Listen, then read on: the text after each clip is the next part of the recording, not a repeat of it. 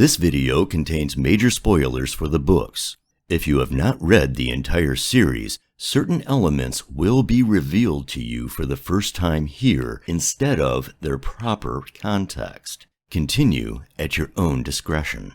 Hi, Max. I'm Rebecca. And I'm the Geeky Hippie. Welcome to What the Adaptation, where we discuss adaptations from one form to another.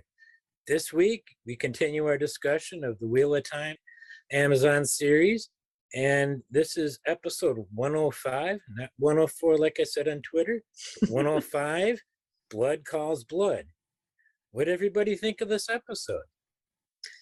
I felt like I went into the episode not really knowing a lot of what to expect in this episode. Like, it was one of maybe the episode that I felt like I had the least sense of what it would be. So that was kind of, made it interesting, and it was different. And I think I can pick out a whole bunch of things that I really loved about this episode.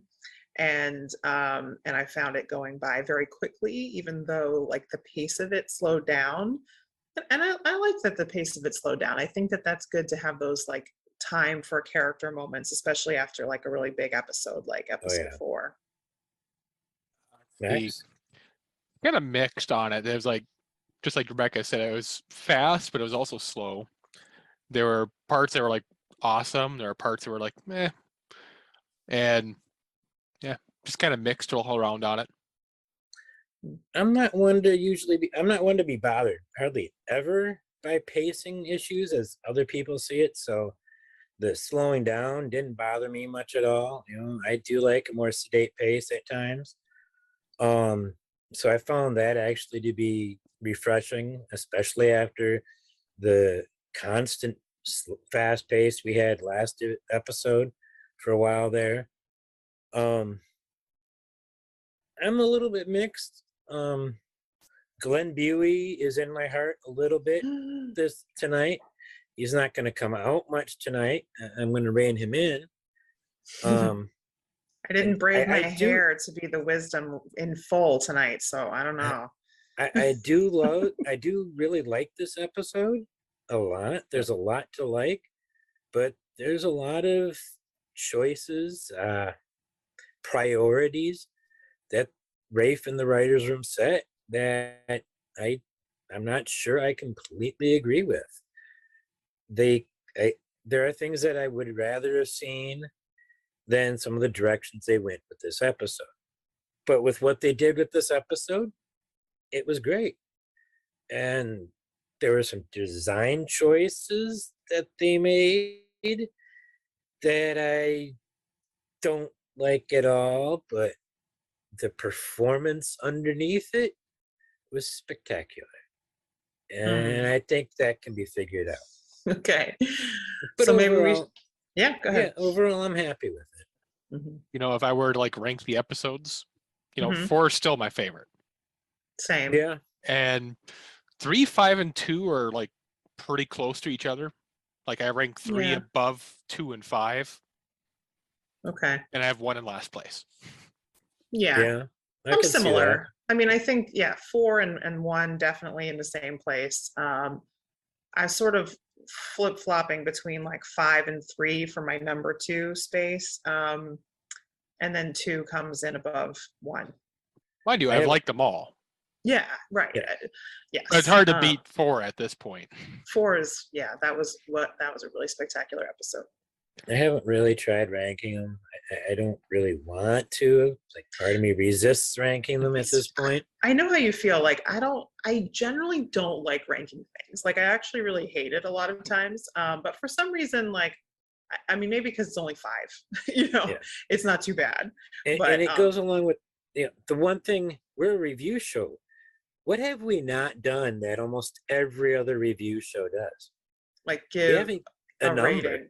Yeah. We don't give a letter or a grade number. Yeah. True. We just talk about how we feel about it. Yeah. And people can take what they want from that. I think it is hard to and if you ask me to boil something down to a number, I'm partially fudging it because it's just, you can't sum up something in a number for me, so. But that's what we're doing here. A number I give to something today might be totally different tomorrow. Fair. a year from now, 10 years from now, Very you true. know? Hmm. So, I am All right, well, reminded let's- though that sorry, I Yeah. was gonna say I'm reminded that Brandon Sanderson said episode 6 is his favorite. I do remember that too. And just as much as we all like 4, makes me wonder about 6. I hope he didn't Yeah. overhype it. I hope not, but I'm excited for it. Yeah. me too. Right. Shall we get the show All on the right, road? so let's get into this one. So we're going to start with the Watt take, and we're going to start with you, Geeky Hippie. Probably the shortest scene in the episode, the quietest scene in the episode. There's not a single line of dialogue. It's just two people holding hands, basically looking at each other. And that's Lan and Moiraine right after Steppen drops Kirene's ring back into the ring of molten gold. Mhm.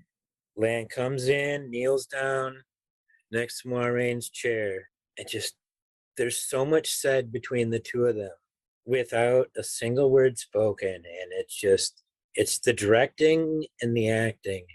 It just so much gets put across, and you can feel it.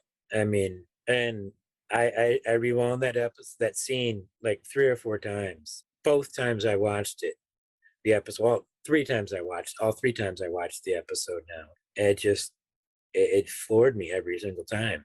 And it just Daniel Henney. He stole that scene from Rosamund Pike, as far as I'm concerned.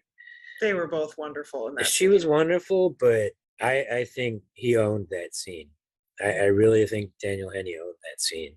And there was, we were not lacking for great scenes in this episode. No, There were were many. some amazing scenes, all revolving around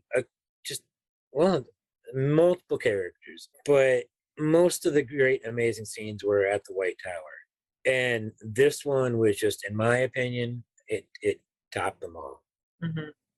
I think that's a great choice. That scene stuck out to me too because it was without dialogue, and there have been a number of scenes with Moiraine and Lan where there's little dialogue, where they're showing us that they can communicate without words. Like they've been doing that very well since episode 1, and but this they just went fully no dialogue.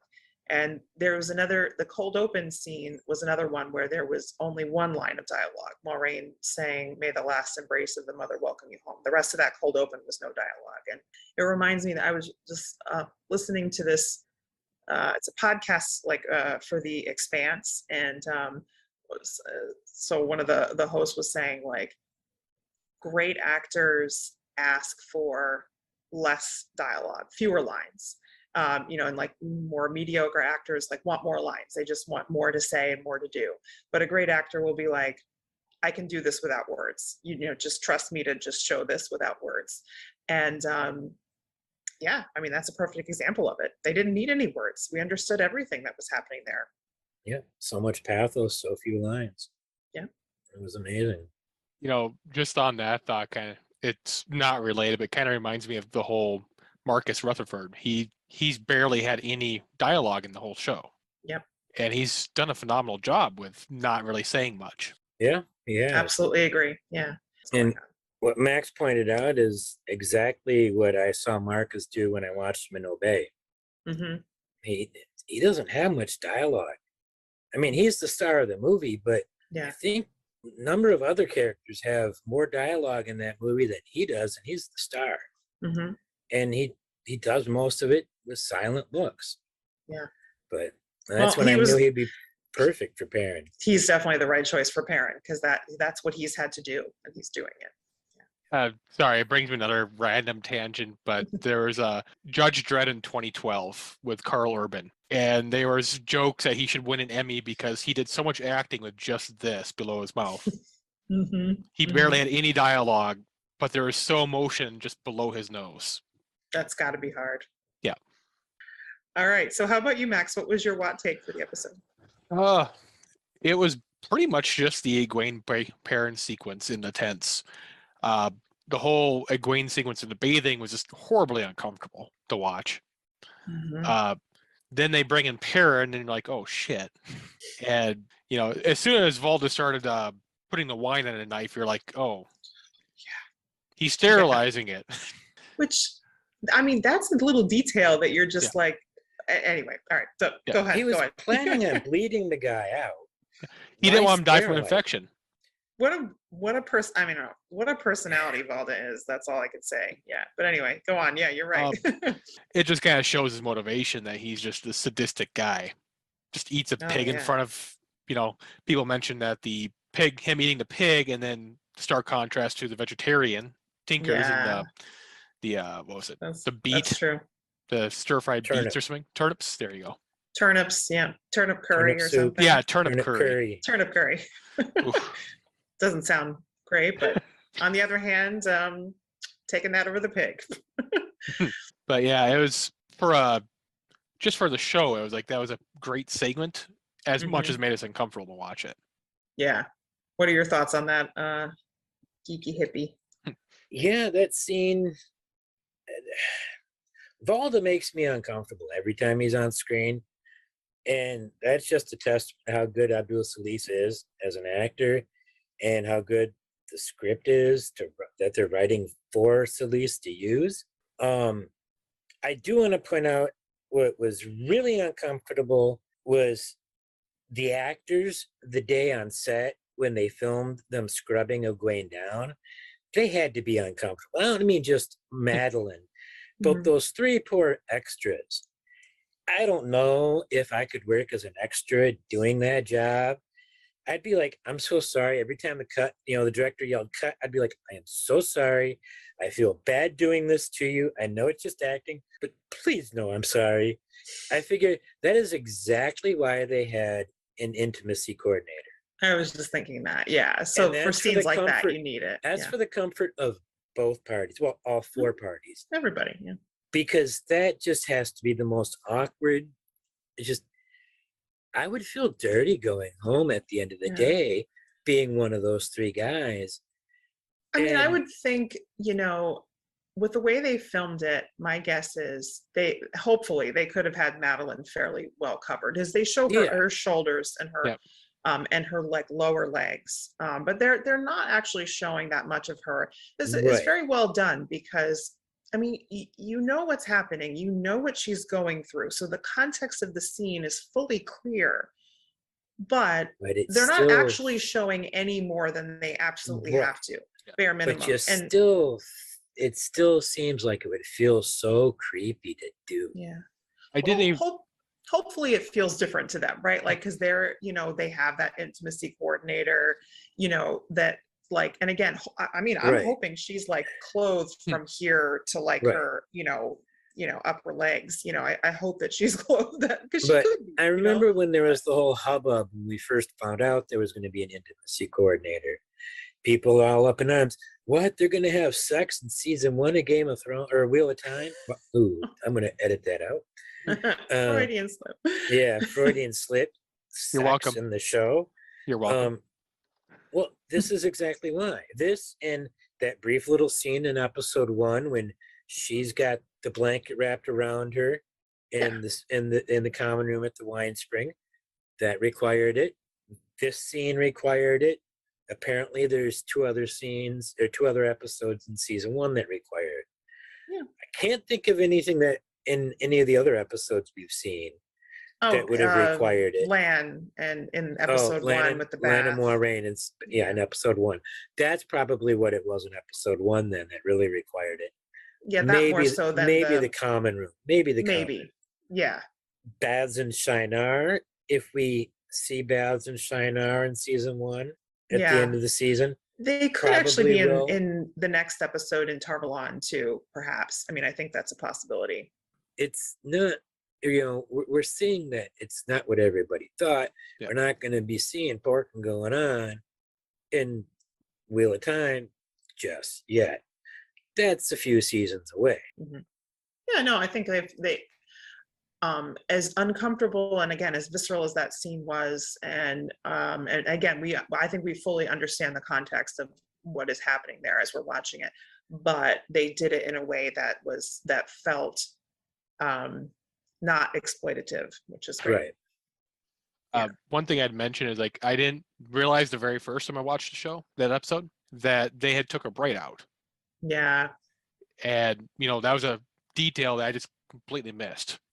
Yeah, no, I think that is important. Like that is another way that, I mean, it seems to be not unknown, in general about what braids signify in the two rivers. So perhaps that was very deliberate, as far as like,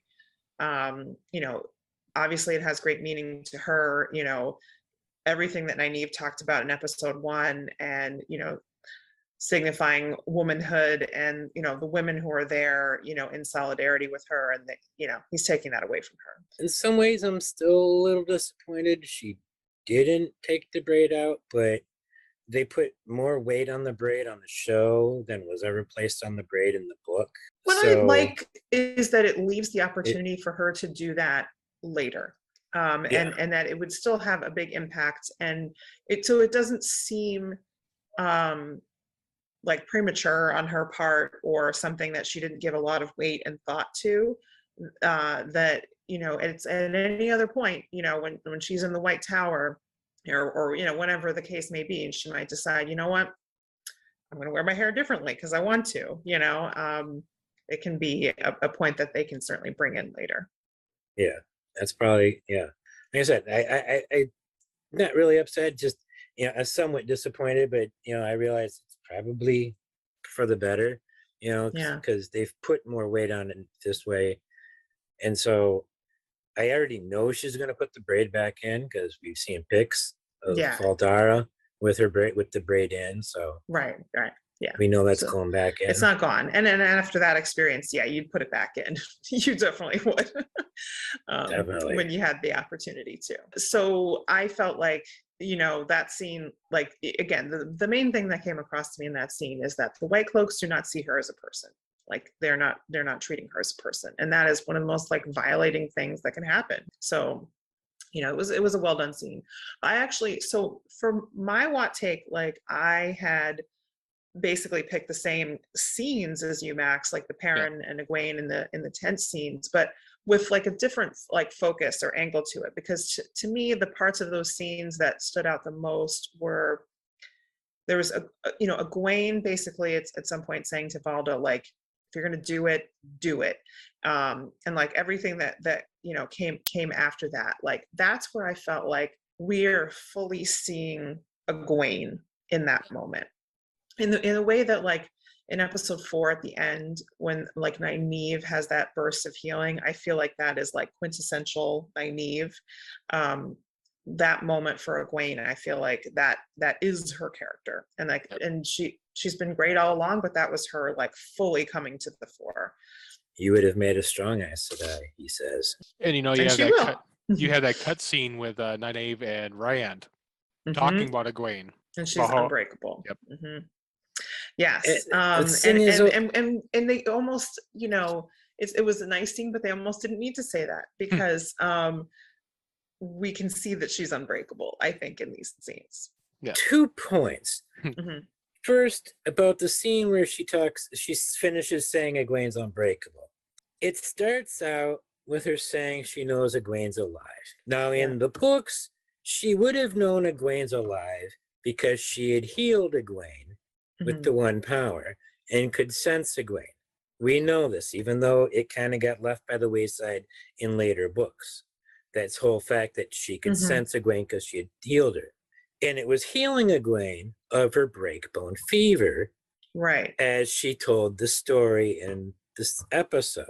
And the whole time she's telling Rand this story in the episode, that's exactly what I was expecting her to say. Same, yeah.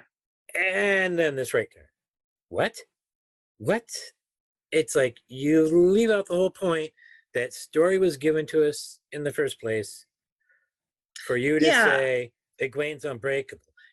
Just for us to go to the scene where, no, I'm not seriously saying Egwene is breakable or is breaking here at all. I love Egwene. She is my second favorite female character in the Wheel of Time. However, Valda wanted her to channel. What is she doing here? She's giving in to Valda's demand that she channel. She's unbreakable? No, she just channeled. What did Valda want her to do? She channeled Unbreakable. I have a different take on that, but I have a different take on that. And I'm not seriously saying she's breaking, but you can't completely say she's unbreakable. She's strong as hell. She bent, at least. See, I have a very different take on that moment. I'd say she pivoted. She bent. She tricked the hell out of him. She really tricked him. She split her weaves. The second time she ever channeled, she instinctively split her weaves. One here and one at the other side out of her other, I'm assuming her other hand, to not only burn his bonds, but her own. Because she burned 3 ropes. The ones holding his hands and the ones holding hers. Well, at least 2 ropes. Because she freed herself at the same time she was burning her parents. Yeah. So she split her weaves 3 ways. 3 ways. Her second time weaving. I haven't heard that dirty word that I hate hearing, and when it comes to Rey and Star Wars, but give it a week or 2, you're going to hear that word once people start realizing exactly what Egwene did on her second time touching the source. When people comprehend how super awesome she is in this show. The only thing on that front is, like, when you see the little fireball thing, it's a second later that you didn't see Perrin's things burning. And then it's like 4 or 5 seconds later when she's actually free and stabs Valda. It's not that long. It's 2-3 seconds later that she's freeing herself. His were burning, already mostly burnt by the time he's done, by the time we see them. His parents' bonds. I think, for me, the key thing, and this kind of ties into the other reason why, these scenes were like a standout for me, is because of Perrin's role in it. So this is like Perrin opening up for the first time about what happened with Layla. And because of that, and you see the way Egwene responds, where she's, she wants him to believe that it's not his fault. And she knows that he can't believe that just because she says it to him in this moment. She knows that he's not going to believe it right then and there, that's smart. He can't at that moment. Right. But she wants him to live long enough that he will come to learn and accept that.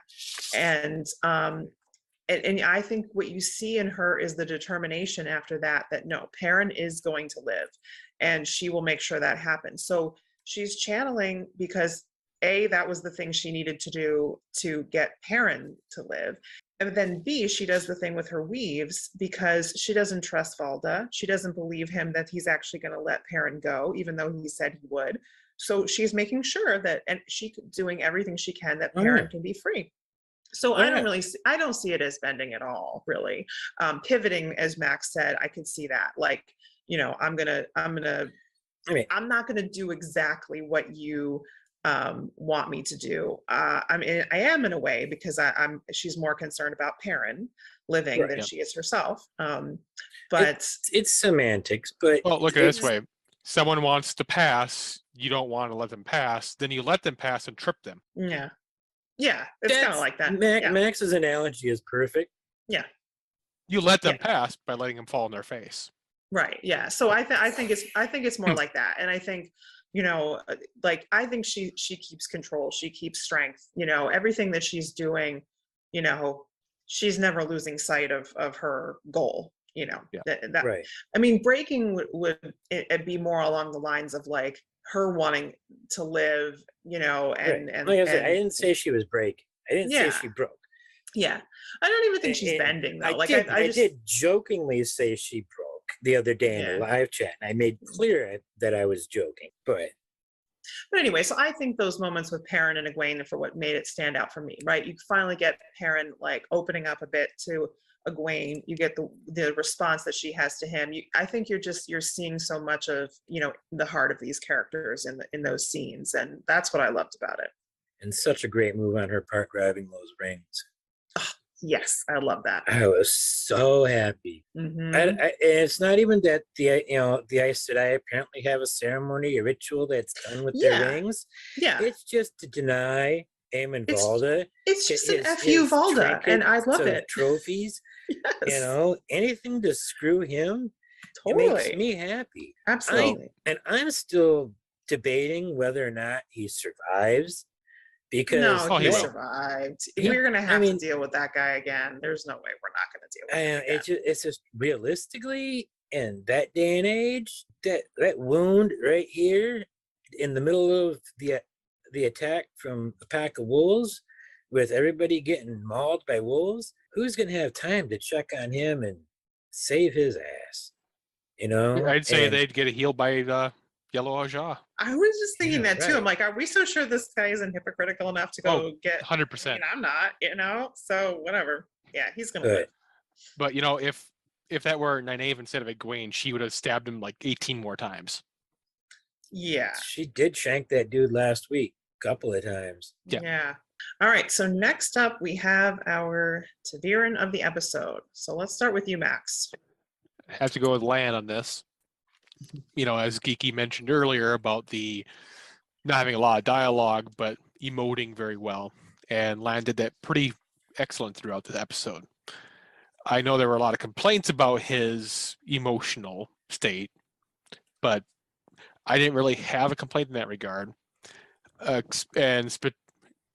Taviran moment for him was specifically the final scene at the funeral. And, as it's been stated several times, is that he was taking on the role of, the grief for everybody in the room. And while he's doing that, we see the camera turn to Moraine, and you can tell she is feeling through the bond his pain. Dare I And say he was channeling their mourning? Yeah, like some people are using the phrase like designated mourner that Yep. I've seen. And apparently that's actually something that some cultures have in the real world. Yeah, and apparently took that. Korean is one, and that's fitting for Daniel Henning. and as Lan, he took that duty seriously. It was a powerful moment. Hmm. I watched the episode last night, and one of the times when I watched it last night, I was pretty teary-eyed watching it. And yeah, I found myself thumping my chest in time with the people on screen. And it turns out that was Nynaeve and Alana Yes. behind Moraine. We couldn't figure out how and why. But Yeah. I mean, after episode 4, I could see it turning out this way, but until then, I didn't anticipate that. And I guess it also hadn't occurred to me that they were going to be in Tar-Valon this long, in order to Right. have a scene like that there. But yeah,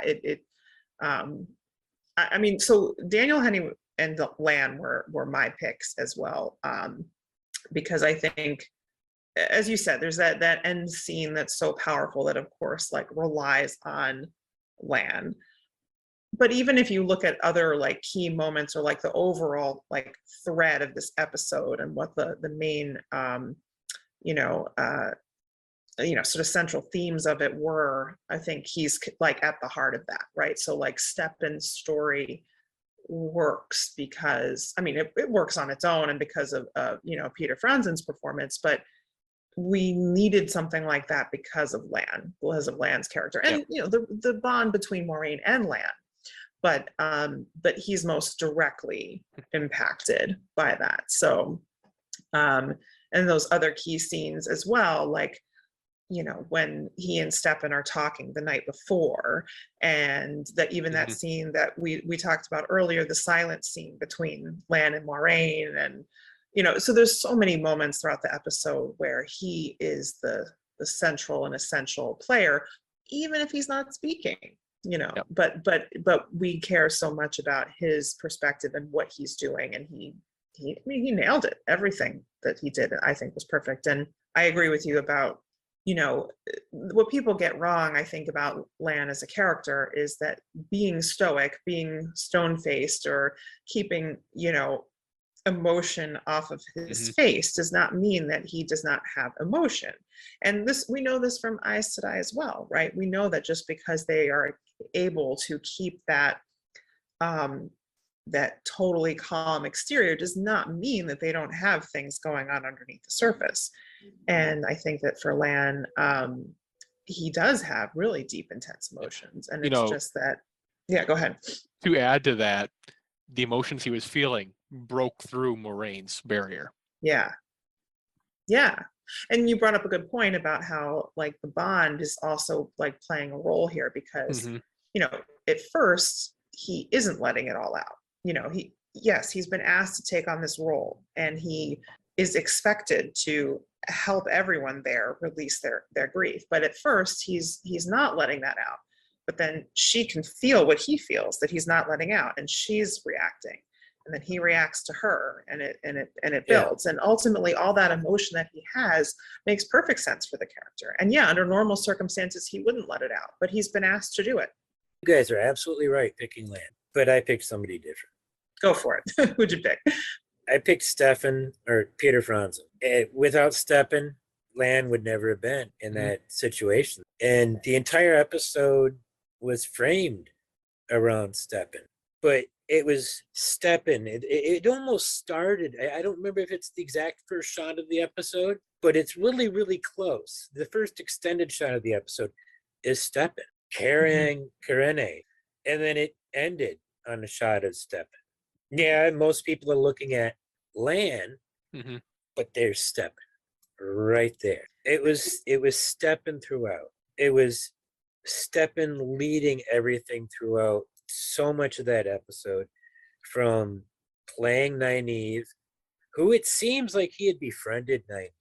Oh yeah, I definitely think there was real friendship there. I think that was the one friend she had outside of, because I mean, like Lan said, barely talked to me since she saved his life. That one's a little too complicated, for her. It's So it seems like the one friend she had over that month had to have been Stefan. I think so, yeah. That could be an interesting level of foreshadowing even with that. Go on. Well, for like Logain. Sorry. Yeah. Oh yeah. Forgot who you're saying who to go for. there was an interesting bit of foretelling. I don't know if I could say foretelling, but there was an interesting 2 lines. The last 2 lines Stefan and Lan said to each other. Lan said, "I can tolerate a lot." And Stefan said, "I know." Tolerate what? Well, Lan was talking about something else, but Stefan was talking about what he put in the tea. Yeah. And I think he's also saying, like, you'll be okay even when I'm gone. Like, you'll tolerate this. Yeah. But there was the double speak on Stefan's part about tolerating what he put in the tea. Yeah, I'm sure there's that layer of it too. He put a whole lot of that goat's tongue in that little bit of tea to knock Lan's ass out. Right.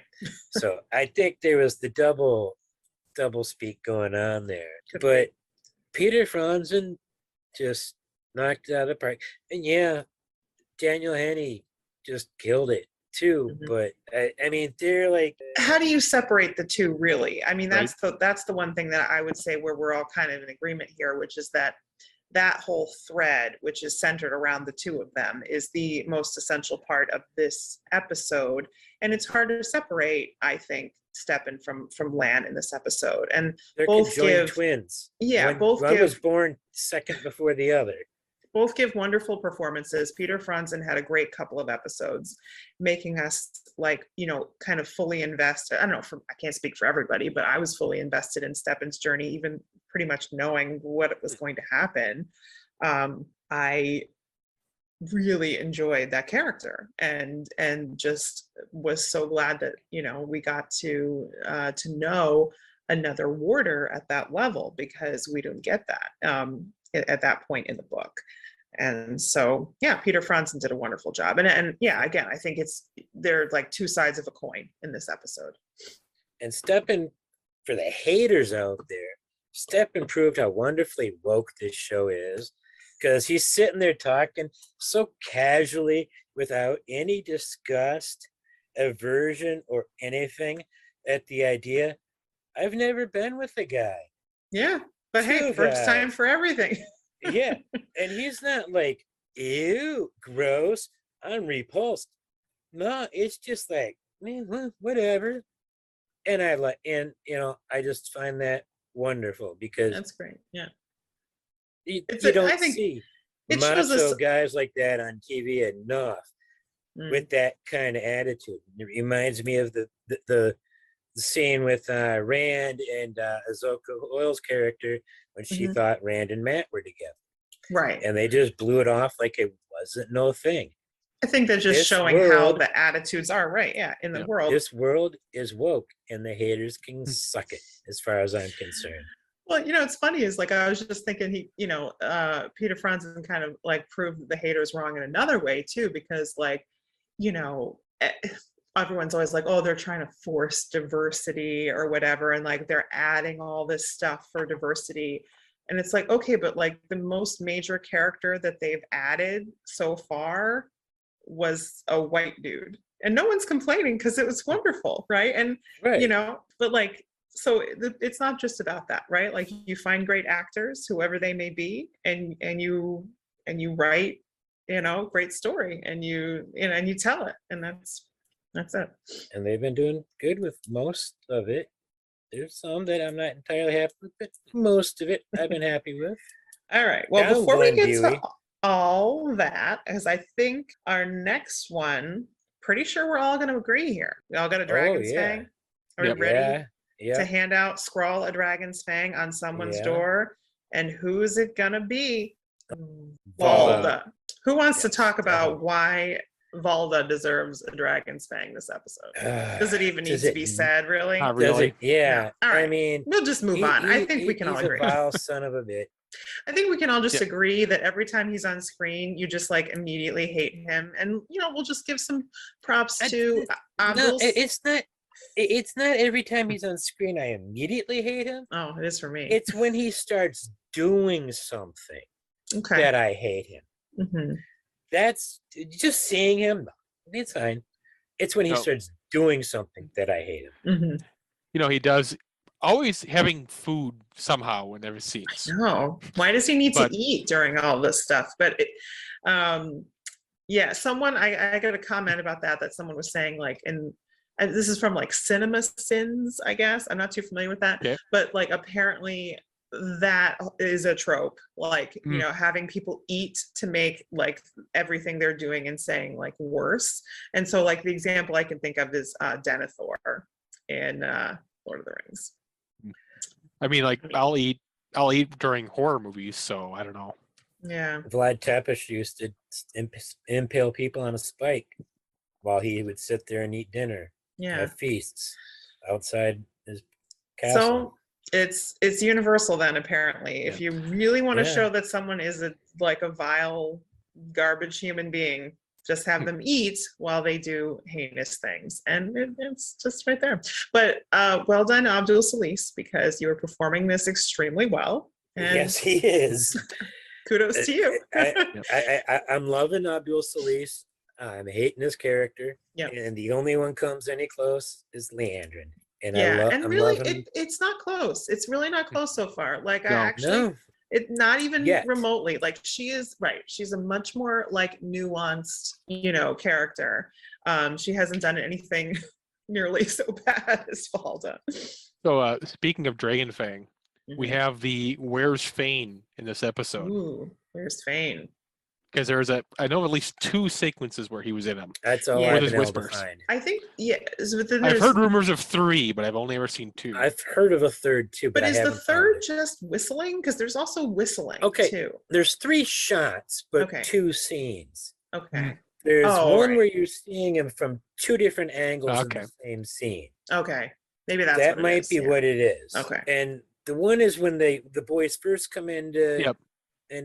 Tarvalon. Mhm, He's not there when the boys come into the shot, mhm. but when Rand walks out of the shot, you can see him there in the doorway. Oh yeah. And okay. then you get a reverse angle shot from inside the building where Fane is at, and you see Fane's arm and I his don't coat think I on the noticed left that side. one. Okay. Yeah, and you see the boys through the door outside. You're looking at the camera's looking out the door past Fane at the boys Hmm. and the building they're going into. And okay, Fane I'll look for turns that. around Yeah. and walks back into the building. That's shot 2 in the same scene with Fane. And then the second scene is during the processional Yeah. with the dragon where Fane's sitting in the chair Yeah. in that colonnade. Yeah. Like a half second. And then he Yeah. walks away. It's quick. disappears. Yeah. Mhm. So, Yeah. and he's definitely not the pauper beggar No, he's this not. time. He's dressed fine. He's dressed fine. Yeah, he's just like a Where's Waldo, like you said. You just kind of catch a glimpse of him in the midst of everything. I would buy So- that book. Where's Fane?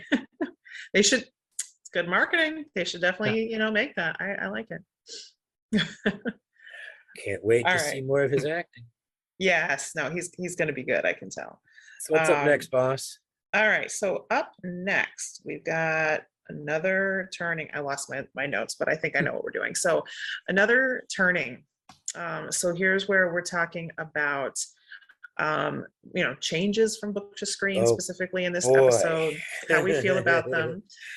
Before we really get into the specifics, I'll just say, like we were talking before, it's harder to find things in this episode that are, more lifted directly from the books. Like even most things that are roughly the same have some differences, some tweaks to it. So like, one example that's pretty much the same is like Rand meeting Loyal. Like that's basically the same scene. It's just in a different location. But that's probably like the one example I can think of where things aren't really different, essentially different. And Except we haven't really Loyal. talked about, well, yes, we haven't really talked about that. I don't know if anyone wants to talk about Loyal, but No. okay. So I'm trying not to think about Loyal. Loyal's Oh. performed brilliantly. That's all I'm going to say. I loved him. He's performed His brilliantly. performance is beautiful. I love his performance. And yeah, anyway, so but most things are different. And so the one that I wanted to kind of expand on a little bit more first was, we've touched on this because we talked about Steppen and his role in the episode, and the fact that he's a pretty big addition, to the show that was essentially not in the book at all. He's just a name pulled out of New Spring in a random paragraph. And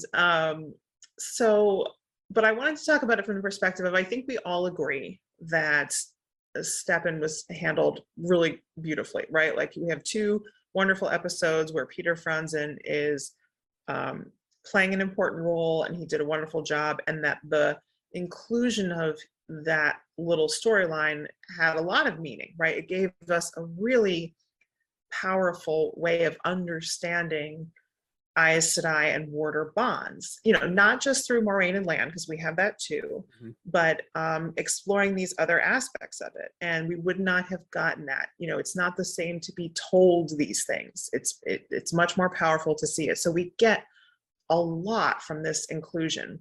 But I have seen some people who don't love this, even though they might say, hey, this is still a great thing, that it's wonderful, but it took up a lot of time. I'm worried because it might mean that we didn't get X, Y, and Z, so there's things that we didn't get to see perhaps. Now, I would argue that the things that we haven't gotten to see yet, 2 things. Number one, some of them we're probably still going to see because they might have been pushed off till later. And number 2, there's definitely some reasons why some of the things we didn't see had to be that way that have nothing to do with making time for Steppen, right? Like they condensed Matt and Rand's storyline, so much, but we kind of know that already had to happen because of locations. We can't have 15 different locations for them. So I don't think it's a direct, like, we had Steppen, so we can't have X, Y, and Z. But I just wanted to throw that out there, see how you're all feeling. Are there things that you really missed that you think they should have included in this episode or in this part of the story? There's a lot that could have been included, but what I've got listed for my notes for another turning, the biggest change, is basically the whole trip to Tarvalon instead of Camelot. I understand it. I think I'm starting to grasp a a lot of the reasons why they've made some of these changes and what it's allowing them to do or why they're choosing to do it. Going to Tarvalon and the route they're taking with Moiraine, Lan, and Nynaeve, meeting up with these other Aes Sedai that have Logain, and taking him to Tarvalon, and skipping Caemlyn and having everybody end up in Tarvalon instead, is doing a couple of things. First of all, and I should have mentioned this with the whole Steppen thing, but it fits in here as well. Steppen's death shows, and since we're a spoiler show, and I'm putting a major spoilers tag at the beginning, I can say this. It shows what's coming for Lan when Moiraine goes through the doorway, assuming they keep that in a couple seasons. It's, what Lan is going to be faced with, and he's going to be feeling unless they pass the bond to Morel, and he's, or Alana. But anyway, or I Alana. digress. I think it's going to be Alana, right. but anyway. It probably will be Alana, because if they're smart, they'll just cut Morel. That, Yes. she doesn't really serve much purpose. Some of the other stuff she does can be passed off to other characters. But they're able to introduce new fans, watchers to Aes Sedai politics season 1. They're able to introduce the depths of the Water Bond season 1. It's giving them the ability to do some things, like introduce the Aes Sedai plots and, introduce us to how they function and all that. But it does give a way to bypass a lot of the BS that the boys go through on the road and all that. But at the same time, it complicates matters in some other ways. Like, now they got to contrive a way to get Egwene and Nynaeve out of Tarvalon, because realistically, ain't no way the White Tower is going to let those girls go. Ain't no way. And if they do, oh boy, Moiraine's going to be even more deep doo-doo. She's probably going to be in trouble. Just to add to that, is like, they wouldn't let the girls go away, but that's precisely what happened in book 2 and 3.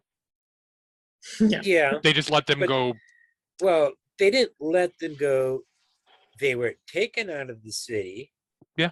First, well, they were snuck out of the city by an Aes Sedai through the Ogier Grove Waygate, and then they were sent out of the city by the Amyrlin with a get out of jail free card, like the ultimate, VIP pass card, which I'd have given anything to have that card. That's like do whatever the hell you want card.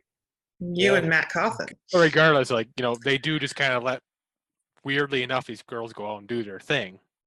Well, yeah, I think it'll be interesting to see in the next episode. Yeah. And I think that's partly what I would say is, like, we still need to see the next episode to fully, like, understand everything that they're getting out of this, like, Tarvalon decision. And so I am happy with it in a way, though, because it got us that scene of Alana on Moiraine's bed, barefoot. That was it. But it also gave us Moiraine on her bed with her boots on. And that was just that. I can't forgive Moiraine. You don't. I know that is upsetting. That's bestial, putting your boots on the bed. That's just. That's how you can tell she's been on the road too long. Maybe that's the difference in that scene. Is like she's just used to sleeping with her boots on because she's like, she's supposed to be a highborn lady. She's forgotten her manners. She hasn't lived as a highborn lady for 20 years. So, I'd mentioned that, not only did they foreshadow Lan and Moraine's, they also foreshadowed Egwene's ending, which is similar to Eldraine and the Manetheren story. Oh, yeah, they did do that. Yeah. Because, we know in Lan's story what happens, but when we find out what happens with Egwene, They have been foreshadowing with this show a lot. Mhm. At least Yeah, they're doing that really well. Lots of little Easter eggs and foreshadowing. There was a scene in which this is episode where they were passing by 3 stone heads. Someone mentioned they were like Ogier. I thought they were Oh, the yeah. see no evil, hear no evil statues. those those I'm not sure what statues that was when they supposed were to be, but running it from was those statues when they ran from the White Cloaks. There were like 3 Yeah. heads. Those are yeah, like carvings. actually Yeah. a 20th century sculptures by an art. They're by a 20th century artist. Those are real world sculptures in the forest somewhere in the Mhm. Czech Republic. I remember when they filmed there. Yeah. At first, we all thought that's where where Perrin was going to be encountering the wolves. Is where one of the Mhm. things we thought. Had no idea it was going to be where they were encountering the White You know, Cloaks. when I saw the statues, it looked like one's eyes were closed, one's mouth was closed. I didn't quite see the last one. Oh. That's why I was saying the hear no, speak no. Like I said, I think, when we see episode 6, we'll have a better sense of like what was the purpose of all of the, change to Tarvalon instead of Camelin. And I think, I can always come up with lots of, reasons for different changes usually. I will say there are a few things that I miss. Like from Camelin itself, the main thing that I would say I probably miss is just like Rand's meeting with Elaine, and I'm not quite sure how they're going to contrive like another meeting between them that's going to be like a memorable scene at some point. So but hopefully they have ideas that I don't have. And but it also occurred to me that like if they'd wanted to, they could have had her in Tarvalon. Like she could have been a novice, and they should. So there could have been another way to contrive a meeting between them, even with this change. But I'm pretty sure they opted not to, because I don't think Elaine is going to suddenly show up in the next episode and surprise us all. Although that would be fun. But so they obviously just decided not to do that, and so but we'll see how that plays out, I guess. And then the other things that I miss, like I missed like Perrin and Egwene running from the Ravens, like just as like a cinematic scene. Like I always envisioned that in my head. But I can get over that. Yeah, And I really miss that too.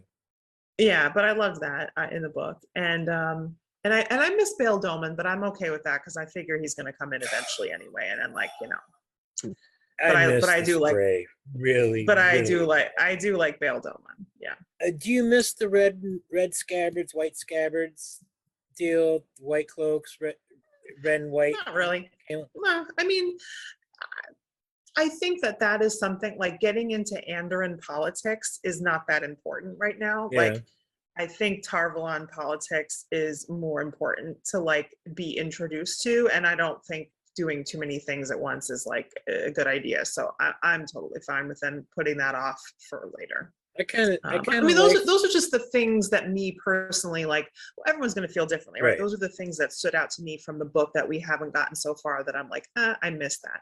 And like, I like Elias, but I've been saying for a long time, I think it's better not to introduce him in season 1. And I feel confident we will get an Elias-like character or Elias eventually. So I'll sit tight for that. You know what I mean? But so that's how I feel. Like there's nothing major that I'm like super bummed out about, but there are some things where I'm like, I would have liked to have seen that, The thing I liked about the scabbard claws in Eye of the World in Camelin was it further nailed in the whole idea of Rand's Tavern luck. Yeah.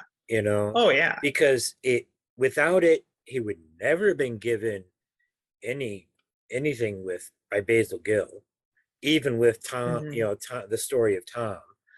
That's true. If he had chosen the wrong wrappings, he would have kicked him out anyway. Right. He never would have been allowed in. Everything at the palace would have been totally different if he had fallen in with white wrap. He probably would have ended up in the dungeon or his head on the block, or his head on the block. Possibly. Yeah. So it was part of the thing. One of the things I loved. I miss all that, and I don't think, because we missed Camelin season 1, I don't think we're going to see it until Matt goes through Camelin on his way to Tyr. Yeah, and then I could see a situation in which that doesn't happen. Yeah, that might get skipped. I think it's possible that we're not going to get it until like Rand is going there kill like as the Ravi. dragon. Yeah. Or like in the lead up to that, perhaps, or whichever Forsaken it's going to be now, because it won't be Robbie. We think there's only going to be 8 instead of 13, right? So Well, I think Steppen's mom didn't have the full set. That's my. And what's his deal about Ishamael being the father of lies? yeah, maybe that's That- misinformation too, because that could be like mixed in with like, how Ishamael was kind of like, was he just trying to make everyone think he was the Dark One? Did he actually kind of start thinking he was the Dark Right. One? He wasn't, But see, when hard that to was say. going on, But he could be part of The that. answer is When- yes. Yeah, when Ishamael was all of playing that, that yeah. game, he was going by the name Baalzamon. No, Mhm. if that had been the name they used, Mhm. I wouldn't have had a problem with Baalzamon, father of lies. That wouldn't have raised an eyebrow. Made my ears perk up, which Loyal's ears can't do. Oops, excuse me, I don't want to talk about Loyal's look. Sorry about that. Nope. Big no sign over my mouth. I got a couple of questions. Let's go. Let's just. I'll bring these questions up before we finish. Before we get Okay. to reading the pattern. So I think we should let Max close out our discussion of Another Turning with anything else that you wanted to, bring up on this topic or any of these topics. Well, as far as missing, I'll wait till the end of the series to say whether we missed something or not, because at this point, Yeah, we missed Min, but we know she's here. So Right. Exactly. I'm not going to say I What'll missed come in seeing later. Min.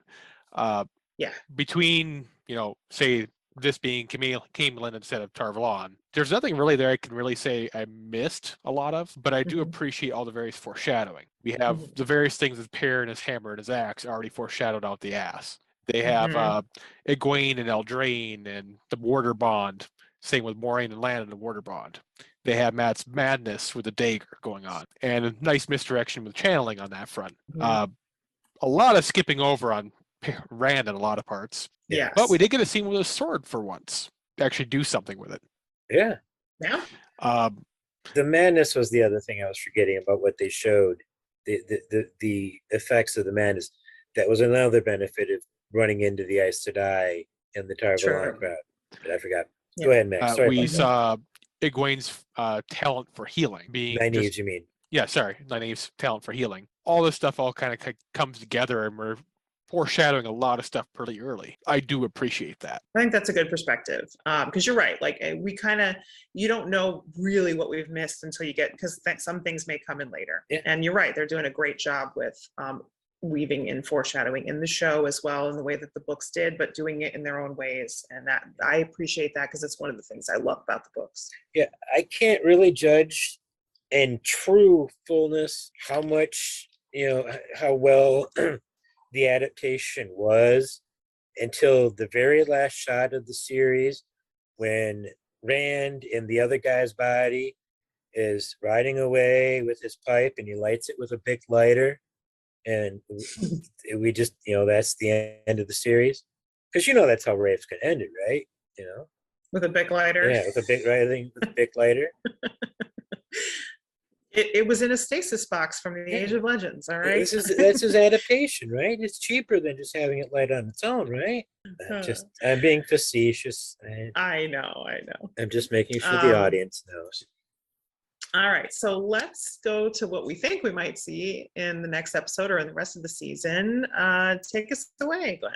Well, I really have a sneaking suspicion that Logain is going to get mouthy with the Amerlin seat in the hall of the sitters. That's so specific. Yeah. How could you be so sure? I don't know. I had this vision come to me this afternoon. It Glenn has the foretelling. like 6:45 Eastern time. It was really weird. And the internet brought this vision to me, and I don't understand how it happened, but Obrigado CX, whatever it was down in Brazil, it was a really great vision you gave me. I couldn't understand what the hosts were saying until they introduced Rosamund and Alvaro, but it was a cool little interview. The other stuff I expect to see, well, I think Moraine's going to get word from her eyes and ears, both that Matt and Rand have shown up already, and she's also going to later get word that Perrin and Egwene show up, because I assume Perrin and Egwene are going to make it to Tarvalon. Well, I know they will because we've seen the shot of Egwene in the tower running up to see Nynaeve. And they were basically there anyway. Like they were right outside the city, and they got out of the encampment. Hey, I was really close for my prediction last episode. Yeah. I mean, So what would remind me of about them getting to Tarvalon? They were right there. I give that. Yeah. And see, I can't believe that the White Cloaks were doing this crap this close. I mean, literally within sight of the tower, White Tower. Brazen. It is in the books. Totally though. brazen. They were. Yeah. Well, they weren't harassing, physically assaulting people that close. They were stopping. There. They weren't cutting off their hands, but yes, they were stopping us at before crossing the bridges. Right. No, they were definitely brazen in the books, just a little less bloodthirsty. I think Moraine will go to the inn, which I'm assuming is, if we get a name, it's going to be called the Amerlin's Blessing. I'm hoping. I think there is a name, actually. I think it's in the extra features, and I think it's the Light's Blessing. Okay, that works too. That works too. We'll see Basil Gill next episode. Yeah, I think so. What Moraine's going to go to the inn. She'll do her minor healing on Matt. She's not going to take Matt to the tower. Okay. She'll face the music in the hall with the other sisters who severed Logain. I don't know if they sneak out of Tarvalon next episode or if that's the beginning of 7. I think it's probably. I'm pretty sure we see the ways in episode 6. I'm pretty sure about that. You think so? So I think, yes, I do think they will enter the ways. I don't think we'll see any of their journey in there, but I think that those shots we've seen of them approaching the Waygate, I think that will be like towards the end of the episode. Oh, out on the field, on like the top of the hill. I could see that. Yeah, like what's behind you there? Is that? Yeah. Okay. Yeah, I could see that. But so Logain's, or not Logain, Loyal is with them for this. Yeah. Okay. Yeah. All right.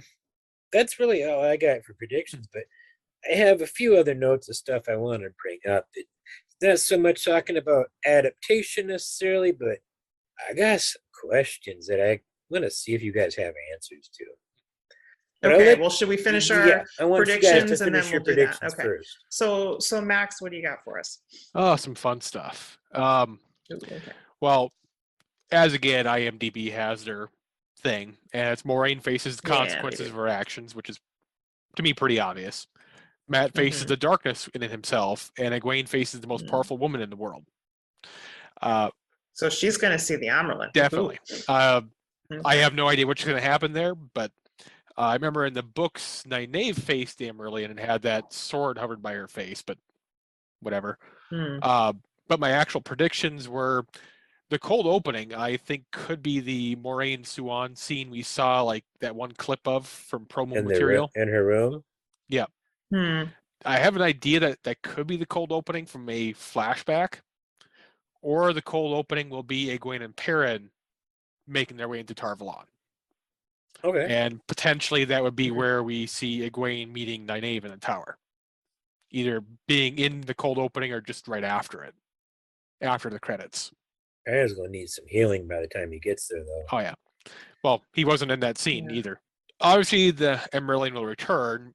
I'm hoping we'll get a shitload of fish references and telling Leandrin and Moraine where they need to stuff them. Fish guts. That's never going to happen. The Amerlin returned from Camelin. Wild theory is she brought Elaine with her. Elaine, Galan, and Galad. We know that the season was originally planned 2 years ago. COVID happened and it got delayed. Season 2 was already beginning shooting pretty early. For all we know, we could see Elaine. In the gardens, Leandrin mentioned, which leads to my other prediction of that, Rand spies on Elaine in the gardens and finds that the persimmons aren't actually ripe. Leandrin lied. I don't even know what persimmons are. It's a type of fruit thing. They're orange. Yeah, it's like that. I mean, they're orange in color is what I mean. I don't mean they're like oranges, but something. They're not citrus. I know that. I don't know.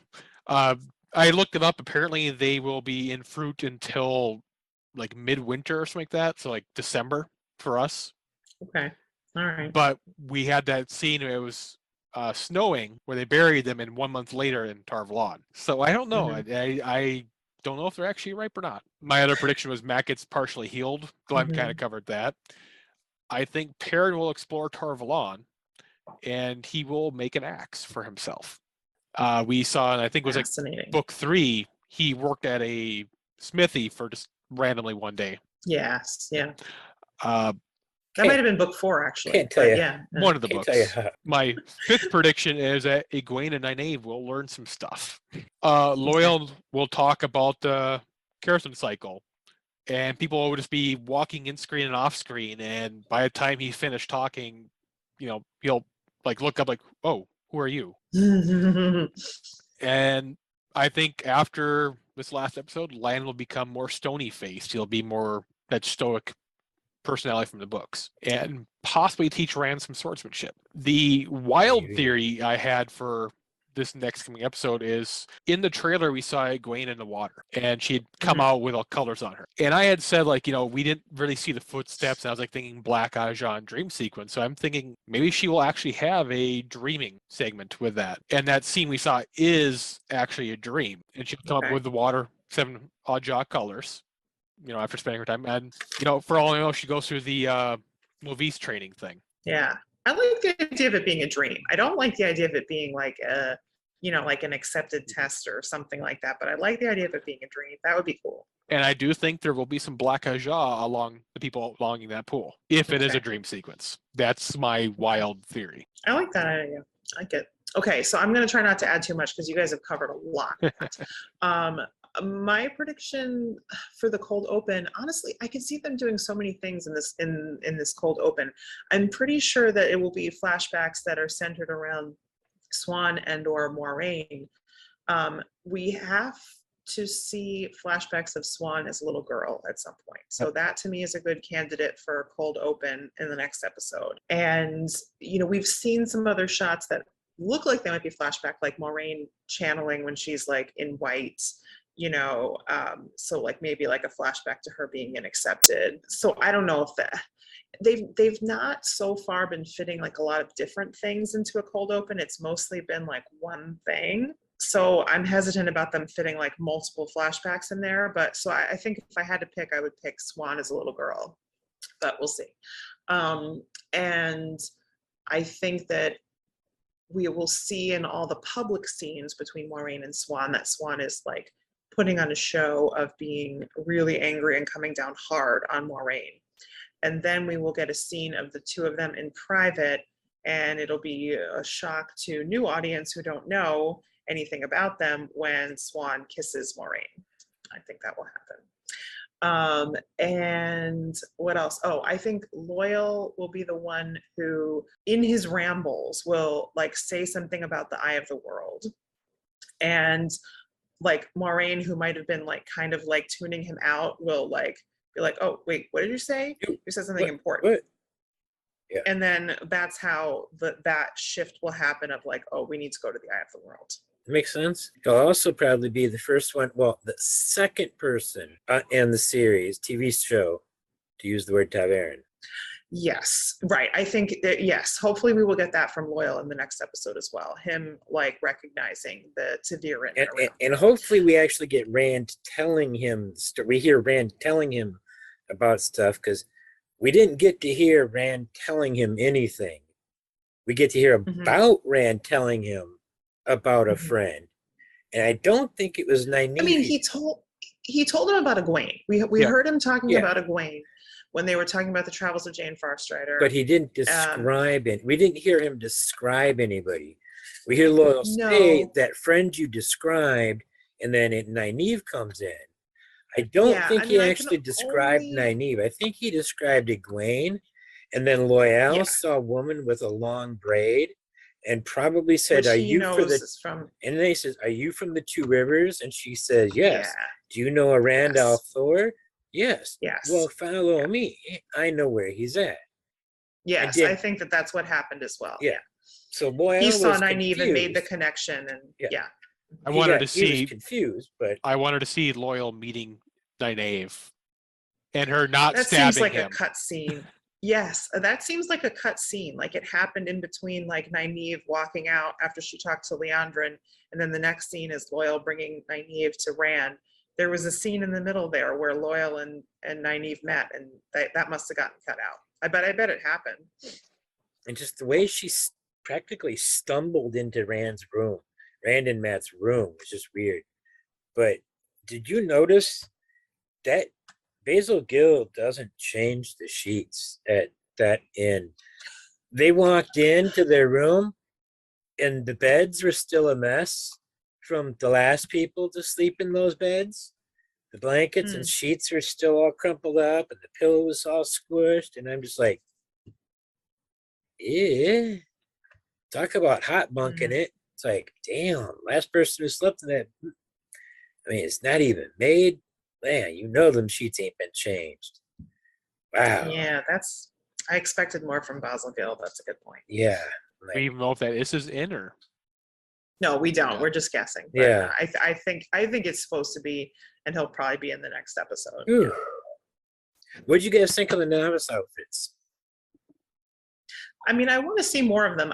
What I think is happening is like they have like white wrappings on their arms, and then was there a shot at some point where there were colorful wrappings? I didn't see any. Somebody when I was watching the Leaf Cast brought that up, so I thought that they saw gold, but I was watching for that, and I went back before we met up with you guys, and I was looking at the shots on the video.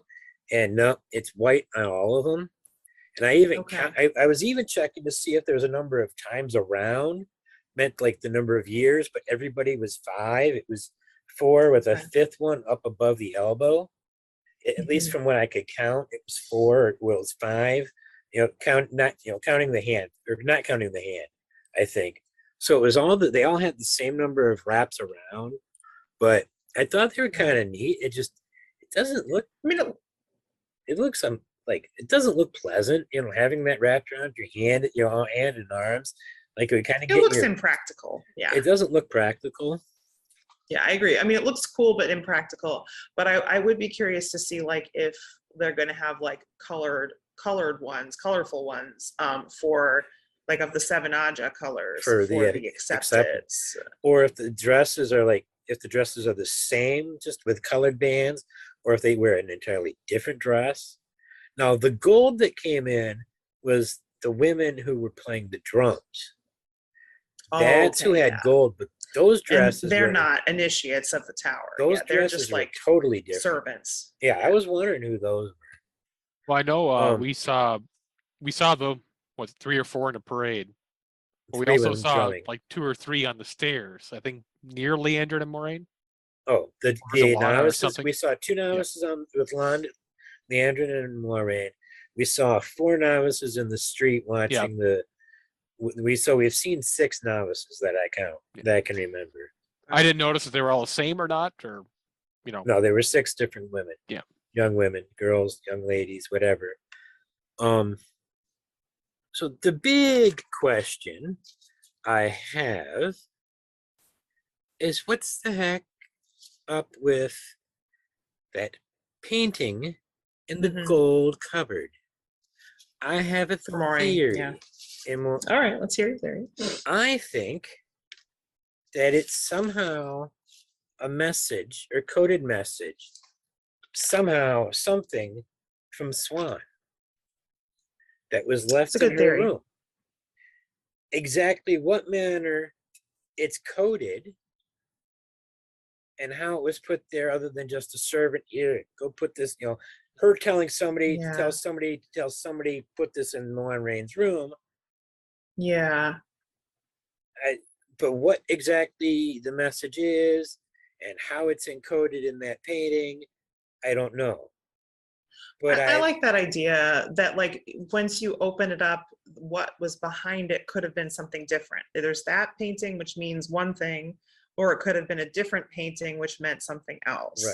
Right. And you're right that Swan could simply give an order to a servant, or she wouldn't do it directly. She'd be like, pass this message on or whatever, and to get someone to put it in Moiraine's room. and then it would mean something to Moraine. I like that. So, I like that. you know, it's a very good idea. I was just thinking that what we saw was a picture of like a lady in a blue or blue outfitish, Yeah. kind of looking out through a window. And I'm remembering in some of the promo material, wasn't Moraine standing in like the top of the tower or something, looking out through a window? Oh, She was standing on yeah. she was standing on a balcony. Yeah. We haven't seen that, Yes. but there was a scene from the trailer. And the White Yeah, Tower is magical because there's no wind on those balconies.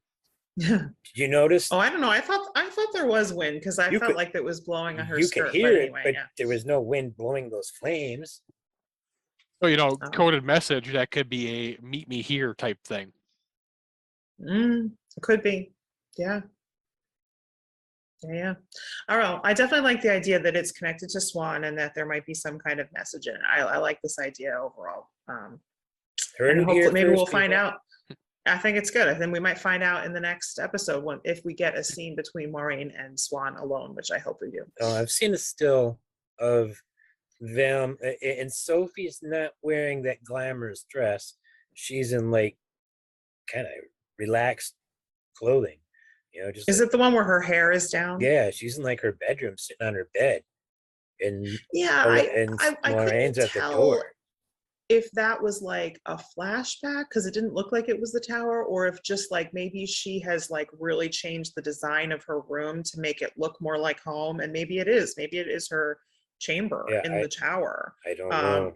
I couldn't tell, but I kind of lean towards that because I think there's only so many flashbacks that they can fit into an episode, and so I lean towards that being like a private meeting that they have, and it's in her room, which she has just designed to look more like home for her. Or they meet Less- down by I the bet that's what docks. it is. Last thing Or I they want meet to down by point the out, docks. Maybe. Matt and Rand somehow ended up on the wrong side of the river. They crossed the Oh, river. yeah. They're on the northeast side of Tarvalon. In the in the background, you've got there. Yeah, yeah. It does look. Because Yeah, it doesn't look quite right. because but oh well, whatever. Dragon Mount is to the southwest of Tarvalon. So by where they're standing. Oh well. Yeah. I'm just wondering how they ended up northeast of Dragon Mount. They must have. I'm thinking they might have gotten a boat ride. I am Part way. headcanoning that they did get a ride from Bail Domon and we just didn't see it. Yeah. And they got Oh. dropped off, and where they got Mhm. dropped off happened to be a river dock that was on the east side, and they walked up, and the village that they got to was on the north side. There you go. Well- Bail Domon confirmed. Well, you know, all roads lead to Tarvalon. Roads don't work like that. And clearly they are following Rand's directions because he's a great navigator. Fantastic. Yeah. Yeah. All right. Are we So, done for the is it- night? I think it's time to wrap up. Well, thank you guys for another wonderful panel discussion.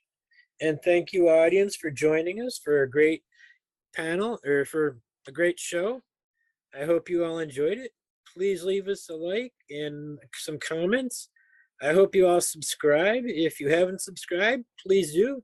We're getting a bunch of views that are from non-subscribers, and I mean, if you're going to keep watching, you might as well subscribe. That way you get notification that, you know, we put out another video. So click that bell while you're at it. And please come back next week. And don't forget to be awesome. Have a great night.